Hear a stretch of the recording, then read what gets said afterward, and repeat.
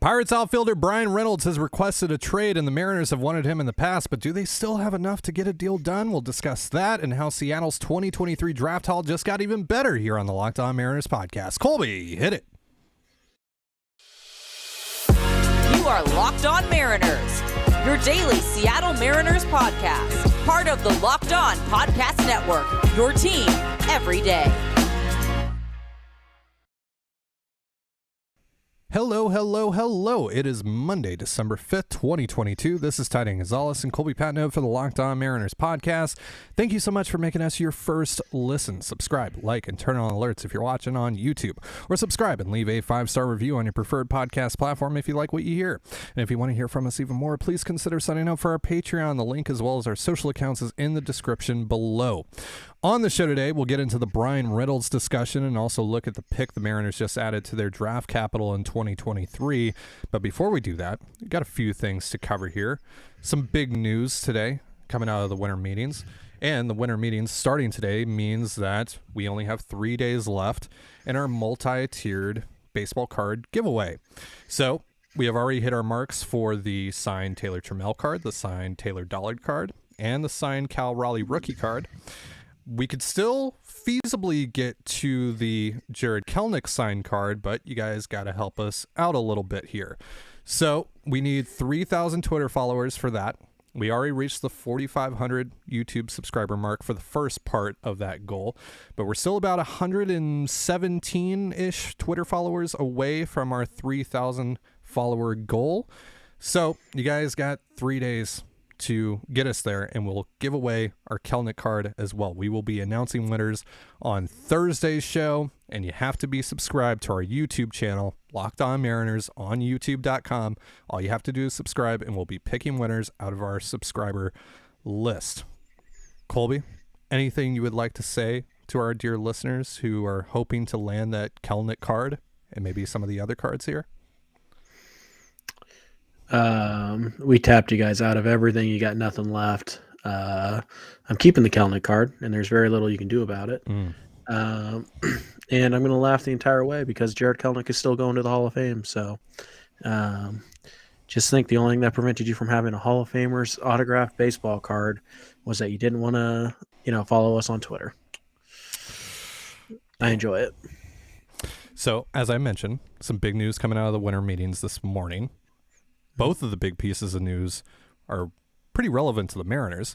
The first of which, Justin Verlander's out of the AL West and the American League entirely. He signed a 2-year, $86 million contract with the New York Mets to join Max Scherzer up there and basically take Jacob deGrom's spot in that rotation. Secondly, Trea Turner is off the board. The first of the 4 big free agent shortstops has finally signed, and it is a massive contract with the Philadelphia Phillies. He ends up going to the East Coast. He ends up going to Philadelphia, where he's been tied to for the last few weeks in rumors. He gets to reunite with his good buddy Bryce Harper. So good for Trea, and he got paid. He got that bag for sure. So congratulations to Trea Turner on that. But when you look at the AAV, it's not that bad. $27 million a year, that's a bargain for Trea Turner. However, 11 years, 1, 2, 3, 4, 5, 6, 7, 8, 9, 10, 11 years with a full no-trade clause for a player whose primary tool is arguably his speed. That's surely going to diminish over the second half of that contract. But in the interim, the Phillies get one of the better players in baseball, one of the better middle infielders in all of baseball. They're going to be really good coming off of an NL pennant. So I don't think they're really concerned about the second half of that contract at the end of the day, but it is very clear to see why some other teams, including the Mariners, backed out, and especially the Mariners, who ended up pivoting to Colton Wong because, look, Trea Turner is not even one of the Boris guys here. Scott Boras represents Xander Bogaerts, Carlos Correa. Those guys still haven't signed, and now Trea Turner has set the market for them. This market is going to get completely unhinged, I think. And so I think at the end of the day now, looking back at it now, starting to get a little bit more of the full picture here, it seems like the Mariners probably made the right choice to pivot to Wong and reassess their middle infield situation next off season. You feel the same, Colby? Yeah. I think, Jerry would like to have a long-term solution put in place at second base, but you can't force it. You can't, just, try and punch the puzzle piece down so it fits the way you want it to. It has to fit. It has to make sense for both the player and the team. And, unfortunately, when you look at the shortstop market right now, it doesn't appear that any of those pieces are going to fit the way Seattle wants them to. And when you're kind of a mid-market team, which the Mariners are, you can't afford. Well, you can afford. Let's be clear about this for a second. John Stanton can afford it, but Jerry Dipoto cannot afford to just go out and sign players just for the sake of saying he signed them. He has to be very strategic about what pieces he adds to the puzzle. And yeah, I mean, again, did Jerry want to go get stopgaps in left field or right field and second base? No, he probably wanted multi-year guys. But when the deal presents itself like it did, and it's you think the players fit and you think it's the best you're going to do, then you pull the trigger on it. You just can't. Doing something is better than doing nothing, but doing something just to say you did something is stupid. It's how you get in trouble. So, pretty obvious why the Mariners were not going to go 11 years on Trea Turner or anybody. I mean, the Mariners gave their 10+ year contract to Julio Rodriguez, and that's the only guy they're going to give one to. And I feel pretty confident that you can go ahead and write that in, permanent marker. Yeah. Jerry's not going to do these long-term, 7, 8, 9-year deals. He's not. He's probably going to be looking at the 4 or 5 year type of deals at the high end and building from within. And that's not a bad plan. That's what, how the Astros won their World Series, draft, develop, trade. I know Mariner fans hate to hear that, but that's literally what the Astros did. That's what the Braves have done. And honestly, to a similar extent, that's how most of the Los Angeles Dodgers roster has been built. Draft, Cardinals develop, too. trade. Cardinals too. Yep. Acquired You win a lot of Goldie games. and Arenado via the trade market, right? Yep. So yeah, I know Mariner fans don't like to hear that, but it's a viable strategy, and it not only works, it's the best way. It's the way that's worked the most. Right. So yeah. Historically speaking, this has been the most successful path to getting to the World Series and actually winning it, instead of and having staying power beyond one playoff push. Yeah, because it's for most fans, it's just I want the immediate gratification, and I totally understand that. I said this on Thursday's show, that you wouldn't be a baseball fan if you didn't at least partly want the immediate gratification. Even us talking about all this stuff, we would be stoked if Trea Turner signed with the Mariners. But from a baseball roster construction standpoint, this is just, if you want to sustain a healthy product over the course of a half a decade and more and beyond, you can't get roped into deals like this, because more often than not, you're going to end up being the Angels. You're going to end up being the mid 2010s Mariners, and at the end of the day, John Stanton can't afford all of this. He can. Let's be very clear about that. And he doesn't get let off the hook for that. Jerry Dipoto, though, and Justin Hollander, they do have to work within the budget that Stanton gives them. And there's only so much that they can convince him to expand their payroll, right? They can only do so much convincing on that end as well. So they have to work within the confines of that. And that's not just a 1-year thing. That's a 5-year plan. Teams handle it differently in terms of how they handle payroll. Some teams it's a 3-year window. Some teams it's a 5-year window, whatever. But you do have to look down the road and how deals like this will ultimately impact you down the road, especially when you have, like in the Mariners case, when they have guys like Ty France, Cal Raleigh, Logan Gilbert, George Kirby, who are all well on their way to getting paid, to getting broken off. And at that point, because you also you want to balance being able to add talent and not being scared to spend the money to add that talent necessary to get you over the hump, but you also don't want to go 3-4 years down the road and have to come to the fan base and say, well, we can't sign Cal Raleigh now. we can't sign Logan Gilbert now. We can't sign George Kirby now because, hey, we're locked into this contract with Trea Turner. And that full no trade clause is scary, man. Like, because, again, Trea Turner's biggest tool, arguably, is his speed. And by the time that he gets to 36, 37, 38, 39, this runs all the way into his age 41 season, age 40 season, something around there. Like, he's not going to be anywhere near the player that he was, and that's going to be a problem for the Phillies down the road. And again, they're not worried about that right now. Phillies fans shouldn't be worried about that right now. At the end of the day, you guys got Trea Turner. That's awesome. Trea Turner makes you significantly better right now, and the Phillies are well positioned now to make another run at the World Series. So, yeah. Can we stop talking about Trea Turner now? Yes, we are done talking about Trea Turner. It's over. He's signed. It's done. It's finally done. Shout out to MLB Nerds, by the way, who said the Mariners had a meeting set up with Trea Turner, and then like 5 minutes later, Jeff Passan tweeted, Trea Turner signed with the Phillies. That really worked out for at MLB Nerds. Notorious trusted source, MLB Nerds. It's almost like you probably shouldn't trust somebody whose source is literally trust me, bro. Yeah. As somebody with as much or more credibility as MLB Nerds, I would like to report that the Mariners are very close to acquiring Bryan Reynolds. For what? Ooh, we'll tell you next. Ooh, nice. I like that. All right, let's talk about BetOnline real quick, though, before we get into the Reynolds stuff. BetOnline.net is your #1 source for sports betting info, stats, news, and analysis. Get the latest odds and trends for every professional and amateur league out there, from football to basketball to soccer and esports. We've got it all at BetOnline.net. And if you love sports podcasts, you can find those at BetOnline as well. We're always the fastest and easiest way to get your betting fix. Head to the website today or use your mobile device to learn more. BetOnline is where the game starts. You're listening to the Locked On Mariners podcast. Thank you so much for making us your first listen. All right, so Colby, we have to note here, you're just yanking everybody's chain. You're not actually hearing anything about Bryan Reynolds, but Bryan Reynolds has official. Look, he's going to, yeah, he's doing the Colby thing. See, he's rolling his eyes. He's smirking. He's doing all that stuff. Bryan Reynolds has officially requested a trade from the Pittsburgh Pirates.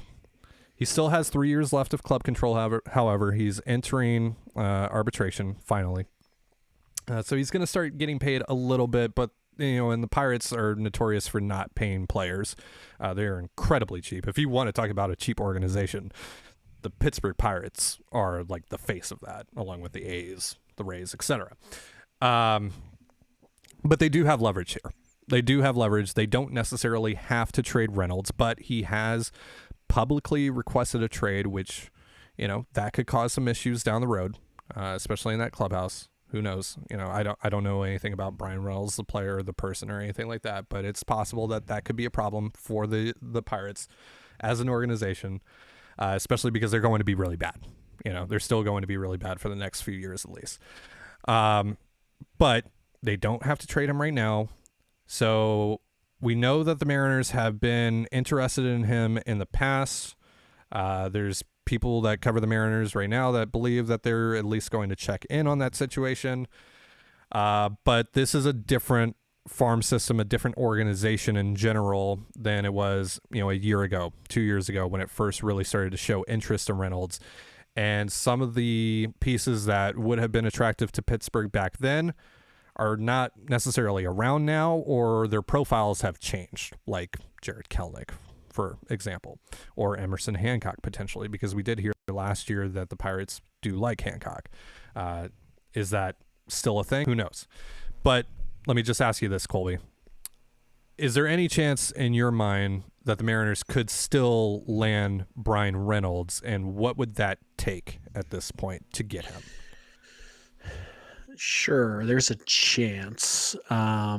Here's the deal. When it comes to acquiring a player like Reynolds, do the Mariners have the pieces in a vacuum? Sure.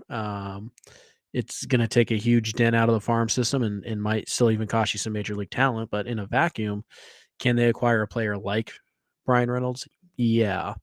I think the issue, arises when you eliminate the vacuum, right? And all of a sudden, it's not just can the Mariners afford Bryan Reynolds? It's can the Mariners outbid other teams for Bryan Reynolds? And the answer is probably not, unless the market for Reynolds is a lot smaller than we think. Because, you kind of look at where Pittsburgh's at right now. I'm going to assume they don't want prospects who are half a decade away. So you kind of eliminate a lot of the Mariners' top, 10 to 15 guys just right there. The Pirates have a pretty good young infield. They have good Brian Hayes. They have O'Neal Cruz. They have some pieces there. They're pretty set at catcher. They have Henry Davis, and they drafted one other kid pretty high. They like where they're at catcher. So you kind of start to look around. You say, okay, well, what do they need? And the Pirates really desperately need young pitching, starting pitching, to be exact. They have a couple interesting arms, but they don't have anywhere near enough to build out a good rotation. So they're going to want starting pitching, and the Mariners are unfortunately fresh out. Unless you want to add Kirby or Gilbert to this deal, which should be a non-starter. Just hang up the phone immediately. Because pitching is more valuable than a corner outfielder. It's just fact. Yeah. If you have two equivalent players, but one of them is a pitcher and one of them is a left fielder, you pick the pitcher every time. Reynolds can play center field. He wasn't particularly good out there this last year. And by the way, we need to add too is like, if you trade a starting pitcher, if you trade a Logan Gilbert, if you trade a George Kirby, you got to fill that hole now. That's a pretty big hole to fill. You have to get a number 3. You have to get a Bassett or a Rodon. And then you're probably not going to go out and upgrade your number 5 spot, which you also need to do. So you're not trading one of those pitchers. So could Pittsburgh be, interested in some kind of Harry Ford, Emerson Hancock, Brian Wu, Jared Kelnick, and the 30th overall pick type of package?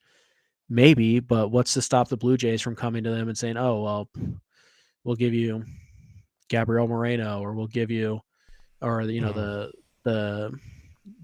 Marlins go and say, oh, well, we'll give you Max Meyer or whatever. There's nothing to stop these other teams from just going in and saying, oh, well, we'll just beat that, because the Mariners don't have a prohibitive farm system right now. Mm-hmm. They don't, and they really haven't since Julio and Kirby and Gilbert all graduated. And then of course they went out and they traded, they traded Noelvi Marte and obviously Edwin Arroyo for Luis Castillo, and thank goodness they did. The farm system's down right now.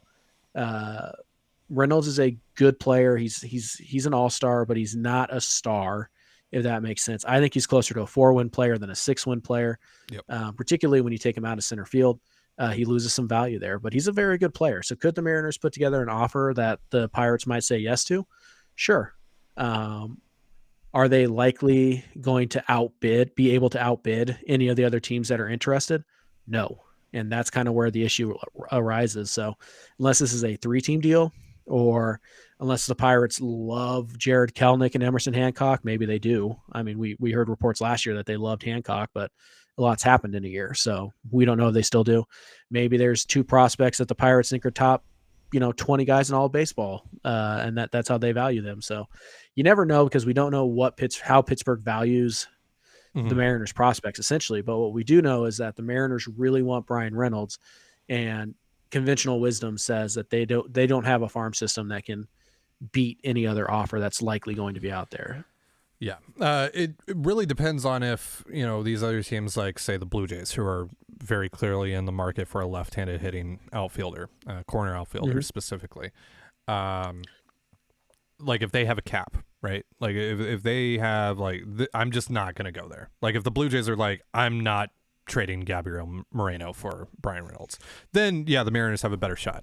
But that's a very big if, right? Especially for these teams that might, feel a little more desperate to make a move like that than the Mariners are. Now, the thing though for the Mariners is that they do find themselves in a little bit of a unique position, because they can afford to be a little more aggressive with the names that they're throwing around here. At least that's what I believe.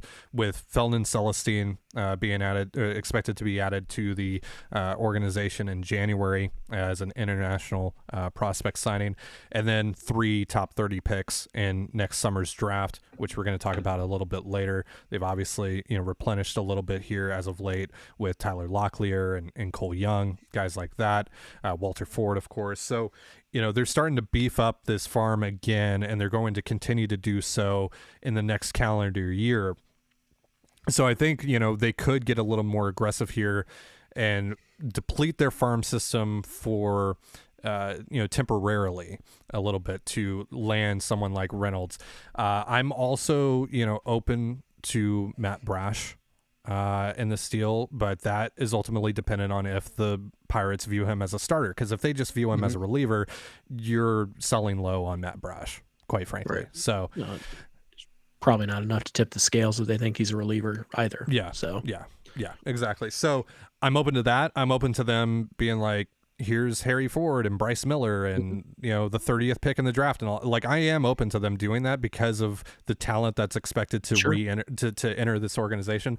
But again, I still think that it's dependent on if the Blue Jays are unwilling to go Moreno and whatever else, and just the desperation of other teams. Miami has been looking for a center fielder for like 4 years, and now Bryan Reynolds really isn't a center fielder anymore. I don't think they care though. Yeah. I don't think they care. I think they'd play him out there anyways. But the Marlins have just an amazing array of talented arms that they could offer. Like if you're the Marlins, like you could legitimately trade Max Meyer and Sixto Sanchez, and not even really feel it for Bryan Reynolds. And if you're the Pirates, those are risky arms because they're both battling injuries right now, but the upside there is incredible with those two. So can I get something out of them? Maybe.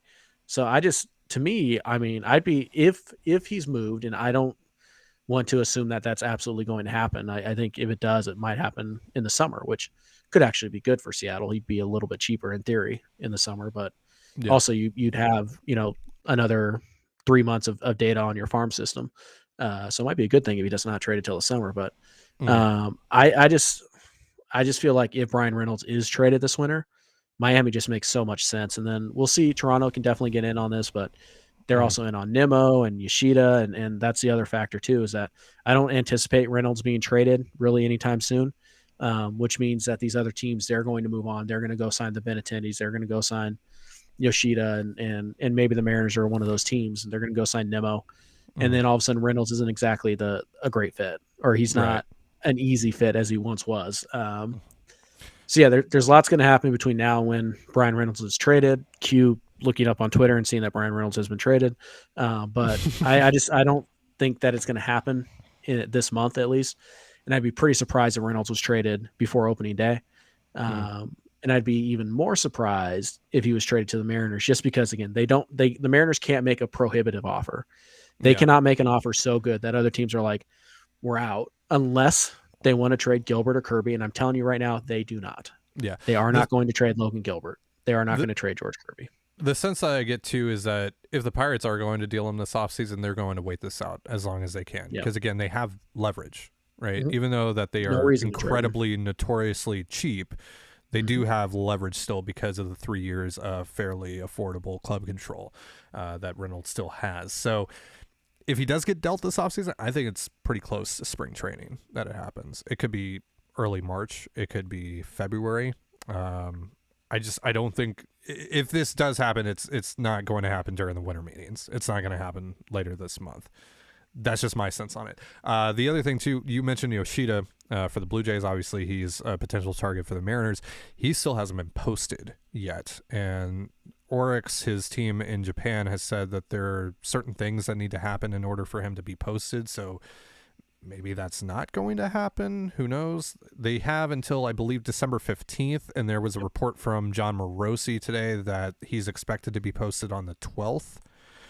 So we'll see if that actually happens. But if he doesn't get posted, that does change things for the Mariners. That does change things for the Blue Jays. That does change things for quite a few teams. We should also mention, I believe, let me double check this real fast. Well, while you're doing that, let me remind the folks that this episode of Locked On Mariners is brought to them by SimpliSafe. At Locked On Mariners, we believe home should be where you and your family feel safest, especially over the holidays. This season, give yourself and your family the gift of peace and protection with the #1 rated home security system, SimpliSafe. And right now, SimpliSafe is offering Locked On Mariners listeners 40% off a new security system. But don't put this off. Here's why I love it. In an emergency, 24/7 professional monitoring agents use Fast Protect technology exclusively from SimpliSafe to capture critical evidence and verify the threat is real so you can get higher priority police response. SimpliSafe is whole home security with advanced sensors for every room, window, and door, HD security cameras for inside and out the home, smarter ways to detect motion that only alert you when a threat is real, and even hazard sensors that detect fires, floods, and other threats to your home. 24/7 professional monitoring service costs under $1 a day. That's less than half the price of traditional home security systems. With the top-rated SimpliSafe app, stay in complete control of your system, arm or disarm, unlock for a guest, access your cameras, or adjust system settings anytime, anywhere. Don't miss your chance to save big on my favorite security system. Get 40% off any new system at SimpliSafe.com/LockedOnMLB today. That's SimpliSafe.com/LockedOnMLB. There's no safe like SimpliSafe. You're listening to the Locked On Mariners podcast. Colby, did you figure out whatever you're looking up? Yeah. So I believe I was trying to find who did it. I believe it was Daniel Kramer, who has recently linked the Mariners with Andrew Benintendi. So I didn't see that. I completely missed that. The reports are a little iffy. I can't see a tweet from Kramer. I saw somebody say that Kramer reported that, but I don't know where. But again, Benintendi makes sense for the Mariners, so I wouldn't be surprised. We've talked if it was about true, why he like Jerry DiPoto would love him, right? He's just a Jerry DiPoto. He's very CTZ and plus defensive left fielder, all that stuff. So I wouldn't be shocked if they were interested in him, but I wanted to see if there was like a set report that said yes, they've talked to him, or yes, they're interested. And I can't find one from a reliable source that says they've absolutely reached out. So just something to keep in mind. Benintendi is also very Marinery. So we talked about this during the Bryan Reynolds segment, that the Mariners have a tradable pick.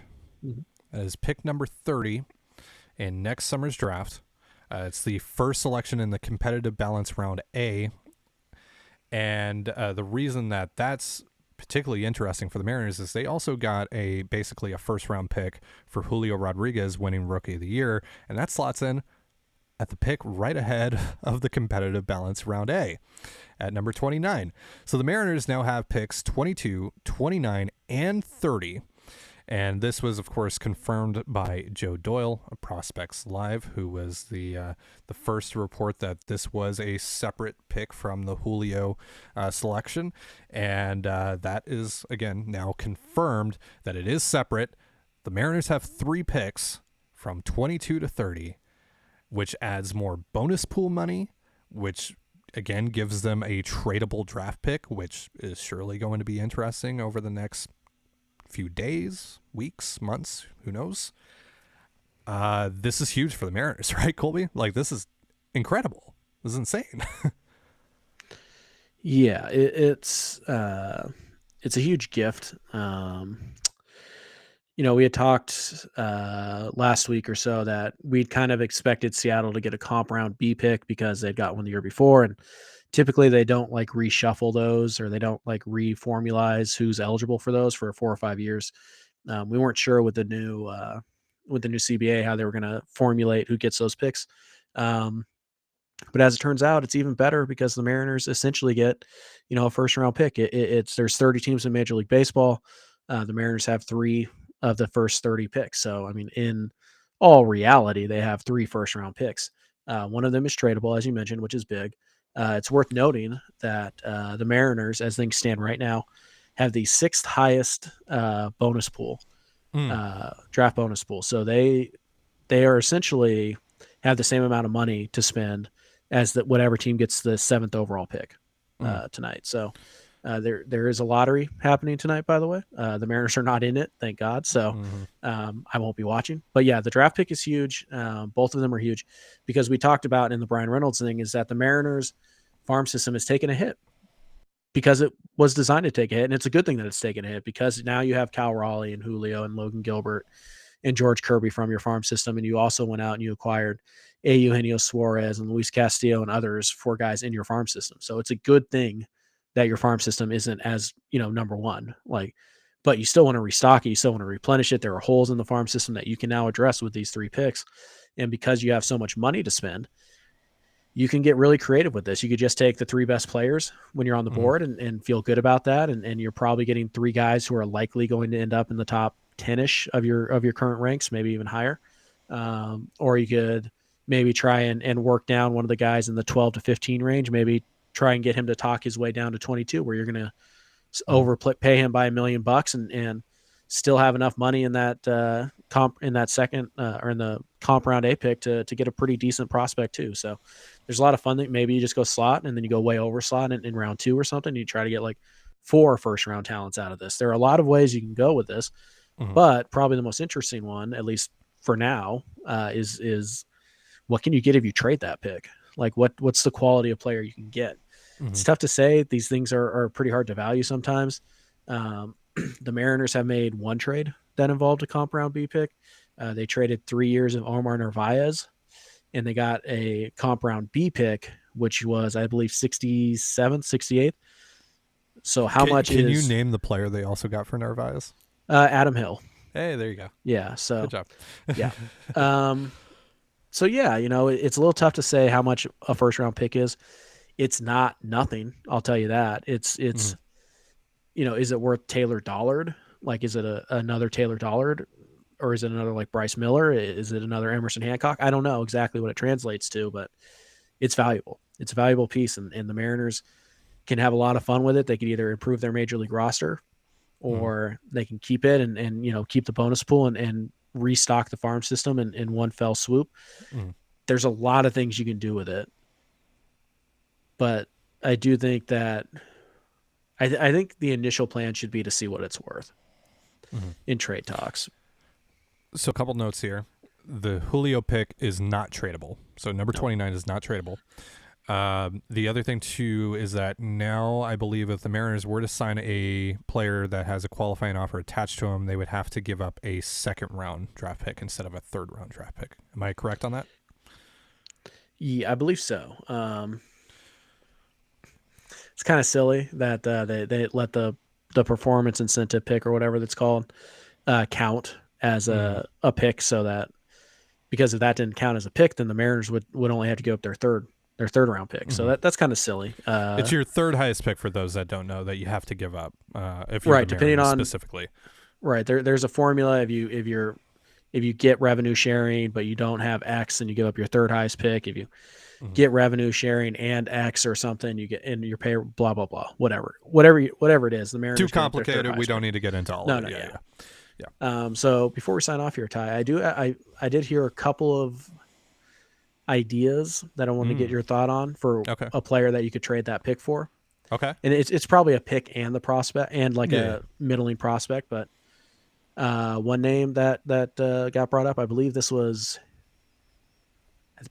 Joe Doyle brought this name up. Okay. Would you do pick 30 and like Prelander Baroa for 1 year of Blake Snell?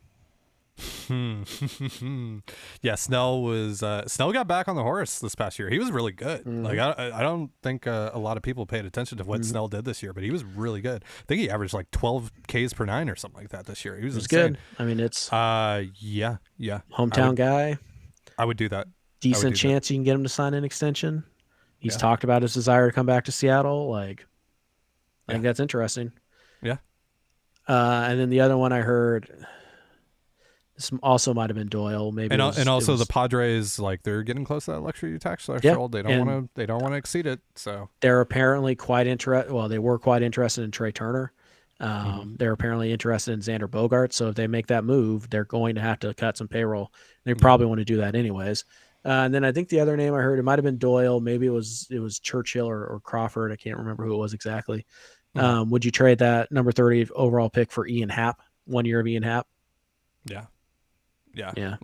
Like my priority here is making the major league roster better, right? Like, I got to balance the replenishing the farm and all that stuff, and that goes into the whole discussion about, sustaining a healthy, successful baseball club over the course of 5 to 10 years. I'm not giving that pick away just for like a reliever or somebody like No, that. no, definitely not that. But like, yeah, if I can get someone like Ian Happ, who's a difference maker, if I can get someone like Blake Snell, who makes my rotation just ridiculous, yeah, doing Yeah, that in a like, heartbeat. can I get a player who gives me 3 wins this year Yeah, for that draft pick? And Ian the Happ can answer do is that. yeah, Blake Snell Snell can do can do that. that. Yeah. Yeah, I think that's what you're looking at. Or maybe it's the draft pick and Taylor Dollard and Michael Arroyo for Randy Arozarena, whatever it is. yeah, Like, whatever. Yeah. those are the type of things you have to consider. So Yeah. it's a great spot for the Mariners to be in, and it'll be interesting to see what Jerry does with the tradable pick. But either way, whether he trades it, if he trades it, he's going to get something that's really going to help this roster. If he keeps it, then he has a shot along with Scott Hunter to kind of rebuild the farm system in one draft. And both of those thoughts are pretty exciting. Mm-hmm. So, of course, we're not doing Mailbag Monday today. Apologies to those that were maybe preparing some questions for that or getting excited about that. We are planning on doing a mailbag show at some point this week. We just don't know exactly when, because this is, of course, winter meetings going on. So this is a pretty fluid situation. We got to stay on our toes with that.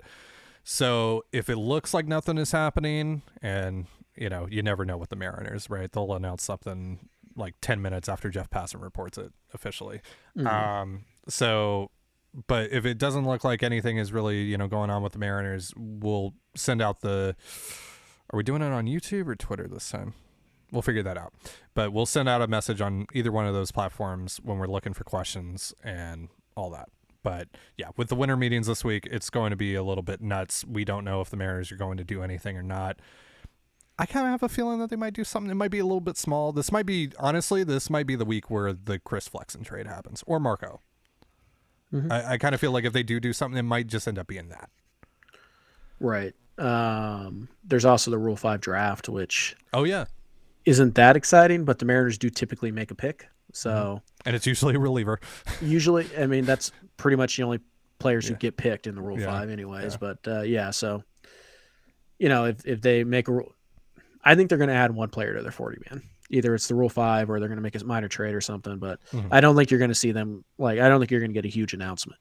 I put it this way. I'd be surprised if the Mariners did anything that would require us to do an emergency pod. And keep in mind, our bar for emergency pod is like literally Trevor Gott. We did Trevor. I mean, that was a very special case considering we were literally like here.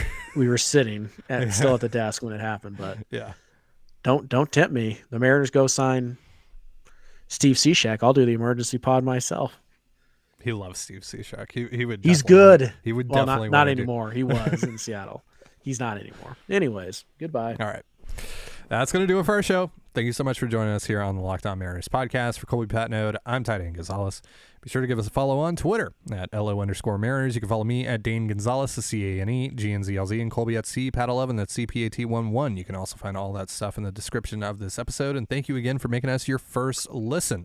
For your next listen, check out the Locked On Sports Today podcast featuring the biggest stories of the day, plus instant reactions, big game recaps, and the take of the day. It's available on the Odyssey app, YouTube, and wherever you get your podcasts just like us. And with that, have yourself a beautiful baseball day, and we'll see you tomorrow. Peace.